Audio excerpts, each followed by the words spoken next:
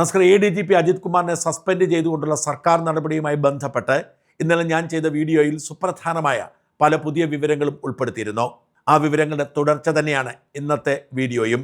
അജിത് കുമാറിനെ സസ്പെൻഡ് ചെയ്തതിൻ്റെ വിശദാംശങ്ങൾ നമ്മൾ ഇന്നലെ ചാനലിലും ഇന്ന് പത്രങ്ങളിലും ഒക്കെ കണ്ടപ്പോൾ അതിൽ നിന്ന് വ്യക്തമാകുന്ന ചില കാര്യങ്ങൾക്കൊപ്പം സുപ്രധാനമായ എക്സ്ക്ലൂസീവായ കുറച്ച് വിവരങ്ങൾ കൂടി ഉൾപ്പെടുത്താം. ചീഫ് സെക്രട്ടറി നേരിട്ടാണ് അജിത് കുമാറിനെ സസ്പെൻഡ് ചെയ്തുകൊണ്ട് ഒരു കുറ്റപത്രം പോലെ ഇന്നലെ ഉത്തരവ് പുറത്തിറക്കുന്നത്. സാധാരണ ഒരാളെ സസ്പെൻഡ് ചെയ്യുമ്പോൾ കുറ്റപത്രം പോലെ വിശദാംശങ്ങൾ മുഴുവൻ ഉൾപ്പെടുത്താറില്ല. എന്നാൽ ഇന്നലത്തെ സസ്പെൻഷൻ ഉത്തരവിൽ അജിത് കുമാറുമായി ബന്ധപ്പെട്ട കേസിലെ മുഴുവൻ വിശദാംശങ്ങളും ഉൾപ്പെടുത്തിയിരുന്നു, മൊഴികൾ പോലും ഉൾപ്പെടുത്തിയിരുന്നു എന്നത് ശ്രദ്ധേയമാണ്. മാത്രമല്ല അത് ഒപ്പുവെച്ചത് ചീഫ് സെക്രട്ടറി തന്നെയായിരുന്നു. പലരും അതിശയിക്കുന്ന ഒരു സംഗതി, ഈ MR Ajith Kumar super DGP ചമഞ്ഞ് ADGP ലോ ആൻഡ് ഓർഡറിൽ ഇരിക്കുമ്പോൾ അദ്ദേഹത്തിന് മുകളിൽ ഹോം സെക്രട്ടറി ആയിരുന്ന ആളാണ് ഇപ്പോഴത്തെ ചീഫ് സെക്രട്ടറി വിശ്വാസ് സിൻഹ. പിന്നെ എങ്ങനെയാണ് ഇത്രയും നിശിതമായ ഒരു കുറ്റപത്രത്തോടുകൂടി പുറത്താക്കിയതെന്ന ചോദ്യം പ്രസക്തമാണ്. വാസ്തവത്തിൽ വിശ്വനാഥ് സിൻഹ പിണറായി വിജയന്റെ കാലത്ത് അഡീഷണൽ ചീഫ് സെക്രട്ടറി എന്ന നിലയിൽ ഹോം സെക്രട്ടറിയായി ഇരുന്നെങ്കിലും അജിത് കുമാറിനോട് പ്രത്യേകിച്ച് മമതയൊന്നുമില്ലായിരുന്നു എന്നാണ് വ്യക്തമാവുന്നത്. അതിൻ്റെ കാരണം ആഭ്യന്തര സെക്രട്ടറിയാണ് ഉയർന്ന പദവി. ആഭ്യന്തര സെക്രട്ടറി പറയുന്നത് കേൾക്കാനുള്ള ബാധ്യത എല്ലാ പോലീസ് ഓഫീസർമാർക്കുമുണ്ട്, ഒരു പരിധിവരെ DGPക്കുമുണ്ട്. എന്നാൽ ആഭ്യന്തര സെക്രട്ടറി എന്ന നിലയിൽ വിശ്വനാഥ് സിൻഹ പറഞ്ഞ കാര്യങ്ങൾ പോലും അവഗണിക്കുന്ന പതിവ് ഈ അജിത് കുമാറിനുണ്ടായിരുന്നു. എന്തെങ്കിലും ഒരു നിർദ്ദേശം പറഞ്ഞാൽ ഉടൻ തന്നെ അത് ഞാൻ CMനോട് സംസാരിച്ചോളാം, CMുമായി ആലോചിച്ച് ചെയ്തോളാം എന്നായിരുന്നു നിലപാട്. എന്ന് വെച്ചാൽ പിണറായി വിജയനുമായി ആത്മബന്ധമുണ്ടായിരുന്നതുകൊണ്ട് താനാണ് പിണറായി കഴിഞ്ഞാൽ രണ്ടാമൻ എന്ന ഭാവത്തിലായിരുന്നു അജിത്തിൻ്റെ ഇടപാടുകൾ. അതുകൊണ്ട് തന്നെ ആരെയും ഗൗനിച്ചിരുന്നില്ല. ഭരണം മാറിയതോടെ, അധികാര സംവിധാനം മാറിയതോടെ അന്ന് അജിത്തിനെ സഹിച്ചിരുന്നവരൊക്കെ അജിത്തിനെതിരായി മാറുന്ന സാഹചര്യമാണ് രൂപപ്പെട്ടത്. ഈ സസ്പെൻഷൻ ഉണ്ടായിട്ടും അജിത്തിന്റെ അഹങ്കാരത്തിന് കുറവൊന്നും സംഭവിച്ചിട്ടില്ല എന്നാണ് പോലീസിലെ സഹപ്രവർത്തകർ പറയുന്നത്. തികഞ്ഞ ആത്മവിശ്വാസം ഇപ്പോഴും അജിത്ത് തുടരുന്നു. എന്നാൽ അധികകാലം ആത്മവിശ്വാസം ഉണ്ടാവുകയില്ല. സസ്പെൻഷനെതിരെ ട്രിബ്യൂണലിൽ പോയി സ്റ്റേ വാങ്ങാം എന്ന ആത്മവിശ്വാസമാണ് അജിത്തിനെ മുമ്പോട്ട് നയിക്കുന്നത്. എന്നാൽ കേവലം സസ്പെൻഷനിൽ ഒതുങ്ങുകയില്ല. സസ്പെൻഷൻ ഡിസ്മസലിലേക്കോ അല്ലെങ്കിൽ ജയിലിലേക്കോ വഴിതെളിക്കും എന്ന് തന്നെയാണ് പോലീസിലെ ഉന്നത വൃത്തങ്ങൾ നൽകുന്ന സൂചന. അജിത്തിനെ പൂട്ടിക്കെട്ടാൻ തയ്യാറായി പലരും ഒരുമിച്ച് രംഗത്തിറങ്ങുന്നുണ്ട്. അജിത് കുമാറിനെതിരെ യുദ്ധം പ്രഖ്യാപിച്ചുകൊണ്ടാണ് PV അൻവർ പുറത്തേക്ക് വരുന്നത്. എന്നാൽ പിന്നീടുള്ള നീക്കങ്ങളൊക്കെ പാളിപ്പോയി. MLA ആവാൻ കഴിഞ്ഞില്ല, മുന്നണിയിലെത്താൻ കഴിഞ്ഞില്ല, അവഗണിക്കപ്പെട്ട അവസ്ഥയിലാണ് അൻവർ ഇപ്പോൾ. അതുകൊണ്ട് തന്നെ അൻവർ താൻ നേരിടുന്ന സാമ്പത്തിക പ്രതിസന്ധി കൈകാര്യം ചെയ്യാനുള്ള നെട്ടോട്ടത്തിലാണിപ്പോൾ. അതിനിടയിൽ ഗുരുതരമായി പൊള്ളലേറ്റ് കുറച്ച് ദിവസം നഷ്ടപ്പെട്ടു. അതിൽ നിന്നും മോചിതനായ അൻവർ പഴയതുപോലെ ആഫ്രിക്കയിലേക്ക് പോയിരിക്കുകയാണ് കച്ചവട അന്വേഷണവുമായി. എന്നാൽ കഴിഞ്ഞ തവണത്തെ പോലെ ബഹളം വയ്ക്കാതെ നിശബ്ദനായാണ് അൻവർ നീക്കം നടത്തുന്നത്.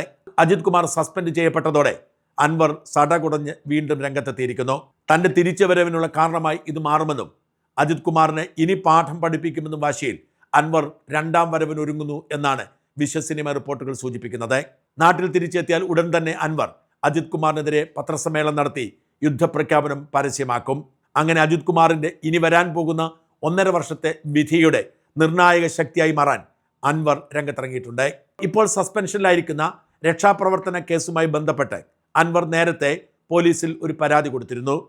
ആ പരാതിയിൽ അൻവർ ആവശ്യപ്പെട്ടത് നിയമ സംവിധാനത്തെ അട്ടിമറിച്ചു, നിയമവാഴ്ചയെ അട്ടിമറിച്ചു, നിയമവിരുദ്ധമായി പ്രവർത്തിച്ചു, അതുകൊണ്ട് അജിത് കുമാറിനെതിരെ കേസെടുക്കണമെന്നായിരുന്നു അൻവർ ആവശ്യപ്പെട്ടിരുന്നത്. എന്നാൽ പിണറായിയുടെ പോലീസ് അത് പൂഴ്ത്തിവെച്ചു. ആ കേസ് ഇപ്പോഴും പേരൂർക്കട പോലീസ് സ്റ്റേഷനിൽ സജീവമായി നിലനിൽക്കുന്നു. അതുമായി ബന്ധപ്പെട്ട അൻവർ അഭിഭാഷകരെ ബന്ധപ്പെട്ടിട്ടുണ്ടെന്നും ആ കേസിൽ നടപടി ഉണ്ടാവാൻ ആവശ്യപ്പെടുമെന്നും അതിൽ നടപടി ഉണ്ടായില്ലെങ്കിൽ കോടതിയെ സമീപിച്ച് അജിത് കുമാറിനെ പ്രതി ചേർത്തുകൊണ്ട് കേസെടുക്കാൻ CMP സമർപ്പിക്കും എന്നുമാണ് ഏറ്റവും ഒടുവിലത്തെ റിപ്പോർട്ട്. പോലീസിന്റെ നേതൃത്വത്തിലുള്ളവർക്ക് പ്രത്യേകിച്ച് താല്പര്യം അജിത്തിനോട് ഇല്ലാത്തതുകൊണ്ട് തന്നെ ഇതിൻ്റെ പേരിൽ ആ സാഹചര്യത്തിൽ കേസെടുത്തേക്കാം. എന്ന് വെച്ചാൽ ഇപ്പോൾ രക്ഷാപ്രവർത്തന കേസിൽ അജിത് കുമാർ സസ്പെൻഷനായതിൽ ഒതുങ്ങുകയില്ല. ആ കേസിന്റെ പേരിൽ അജിത് കുമാറിനെതിരെ ക്രിമിനൽ കേസ് ചാർജ് ചെയ്തേക്കും എന്ന് തന്നെയാണ് വിശ്വസനീയ റിപ്പോർട്ടുകൾ സൂചിപ്പിക്കുന്നത്. ഇതോടൊപ്പം തന്നെ അജിത് കുമാറിനെതിരെ അതിശക്തമായ നീക്കവുമായി ഇപ്പോൾ ക്രമസമാധാന ചുമതലയുള്ള ADGP P വിജയൻ രംഗത്തുണ്ട് എന്ന് വിശ്വസനീയമായ റിപ്പോർട്ടുകൾ സൂചിപ്പിക്കുന്നു. ലോ ആൻഡ് ഓർഡർ ചുമതലയുള്ള ADGP കസേരയിലിരുന്നാണ് സൂപ്പർ DGP-ആയി അജിത് കുമാർ വാണത്. ആ കസേരയിൽ, ആ പദവിയിൽ ഇപ്പോൾ ഇരിക്കുന്നത് P വിജയൻ എന്ന മിടുക്കനായ ഓഫീസറാണ്. P വിജയൻ ADGP അജിത് കുമാറിന്റെ പകയ്ക്ക് പലതവണ ഇരയായിട്ടുണ്ട്. അതുകൊണ്ട് തന്നെ വിജയനും പണി ആരംഭിച്ചിരിക്കുന്നു എന്നാണ് പോലീസ് ആസ്ഥാനത്തു നിന്നുള്ള വിശ്വസനീയ റിപ്പോർട്ടുകൾ സൂചിപ്പിക്കുന്നത്. വിജയനെ അപമാനിക്കാനും ഇല്ലാതാക്കാനും രണ്ട് വലിയ ഇടപെടലുകൾ അജിത് കുമാർ നടത്തിയിരുന്നു. ഒന്നാമത്തേത് ഞാൻ ഇന്നലെ സൂചിപ്പിച്ചതുപോലെ ട്രെയിൻ ആക്രമണ കേസുമായി ബന്ധപ്പെട്ട് ഭീകരവിരുദ്ധ സ്ക്വാഡിന്റെ തലവൻ എന്ന നിലയിൽ അന്വേഷണം നടത്തിയതിന്റെ പേരിൽ രാജ്യവിരുദ്ധ കുറ്റം ചുമത്തിക്കൊണ്ട് പി വിജയനെ സസ്പെൻഡ് ചെയ്യുക മാത്രമല്ല അങ്ങനെ ഒരു ആരോപണത്തോടുകൂടി വിജയനെതിരെ കേസെടുക്കുകയും ചെയ്തിരുന്നു. ആ കേസെടുത്ത അബ്ദുൾ റഹീം എന്ന ഡിവൈഎസ്പി അജിത് കുമാറിന്റെ സമ്മർദ്ദത്തെ തുടർന്നാണ് താൻ ഇത് ചെയ്തത് എന്ന് മൊഴി കൊടുത്തിട്ടുണ്ട്. അബ്ദുൾ റഹീം 164 സ്റ്റേറ്റ്മെന്റ് കൊടുത്ത് അജിത് കുമാറിനെതിരെ നടപടിയുമായി രംഗത്ത് വരാൻ വിജയൻ പച്ചക്കൊടി കാണിച്ചിട്ടുണ്ട്. അതുകൊണ്ട് തന്നെ വരും ദിവസങ്ങളിൽ പി വിജയൻ തന്റെ നിയമപരമായ ചുമതല നിറവേറ്റിയതിന്റെ പേരിൽ കള്ളക്കേസിൽ പ്രതി ചേർത്തത് നിയമവിരുദ്ധമാണ് എന്നതിന്റെ പേരിൽ ക്രിമിനൽ കേസ് രജിസ്റ്റർ ചെയ്യപ്പെടും. ഡിവൈഎസ്പി അബ്ദുൾ റഹീമിന്റെ മൊഴിയോടുകൂടിയായിരിക്കും പി വിജയന്റെ പരാതിയിൽ പോലീസ് കേസെടുക്കുക. കോഴിക്കോട് ചേവായൂർ പോലീസ് സ്റ്റേഷനിലാണ് ഇപ്പോൾ ആ കേസുള്ളത്. ആ കേസിന്റെ അന്വേഷണ ചുമതല കോഴിക്കോട് സിറ്റി കമ്മീഷണർ ഷൗക്കത്ത് അലിക്ക് തന്നെയായിരിക്കും.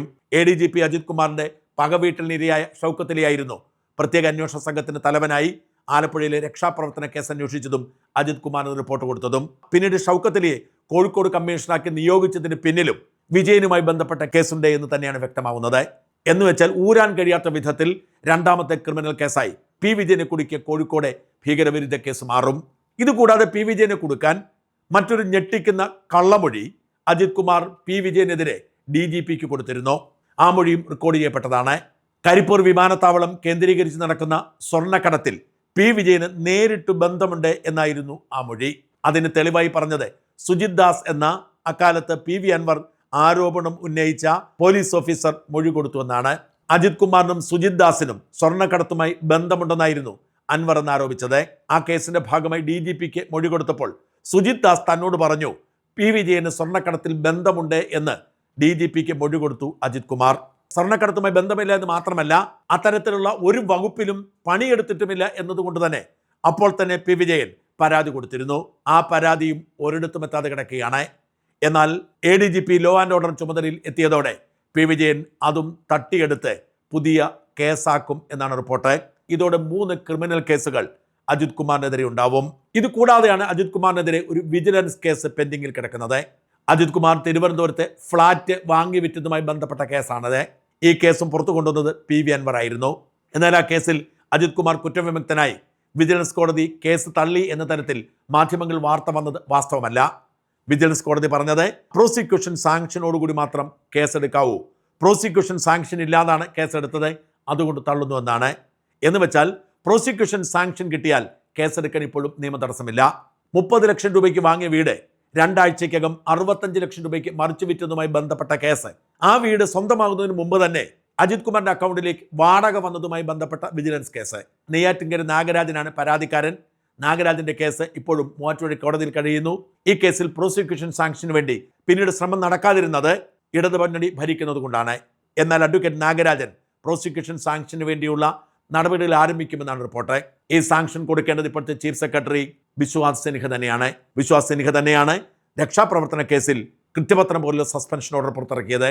അതുകൊണ്ട് തന്നെ അപേക്ഷ അവിടെ എത്തിയാൽ ചീഫ് സെക്രട്ടറി പ്രോസിക്യൂഷൻ സാങ്ഷൻ കൊടുക്കും എന്ന് തന്നെയാണ് റിപ്പോർട്ട്.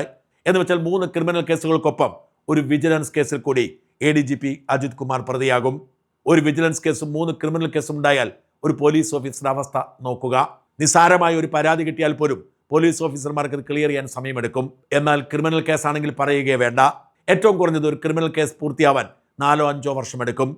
അജിത് കുമാറിന് മുമ്പിൽ ഇനി 1.5 വർഷം കൂടി മാത്രമാണ് സേവനം ബാക്കി. ഈ കാലയളവിലെല്ലാം ഇത്തരം വ്യത്യസ്തമായ കേസുകളിൽ അജിത് കുമാർ സസ്പെൻഷനിൽ പുറത്താകും. സസ്പെൻഡ് ചെയ്യപ്പെട്ട് തന്നെ അജിത് കുമാർ റിട്ടയർ ചെയ്യേണ്ടി വരും. ഇതിനിടയിൽ അജിത് കുമാറിനെ സർവീസിൽ നീക്കം ചെയ്താൽ പോലും അതിശയിക്കേണ്ടതില്ല.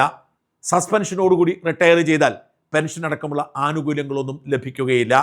നടപടിക്രമങ്ങൾ പൂർത്തിയാകുന്നതുവരെ മുമ്പോട്ട് പോവേണ്ടി വരും. ചുരുക്കി പറഞ്ഞാൽ പിണറായിയുടെ കാലത്തെ 2ാം മുഖ്യമന്ത്രിയായി സൂപ്പർ DGP ആയി നാടുവാണ അജിത് കുമാറിന് ഇനിയുള്ള ജീവിതം കഷ്ടമായിരിക്കും.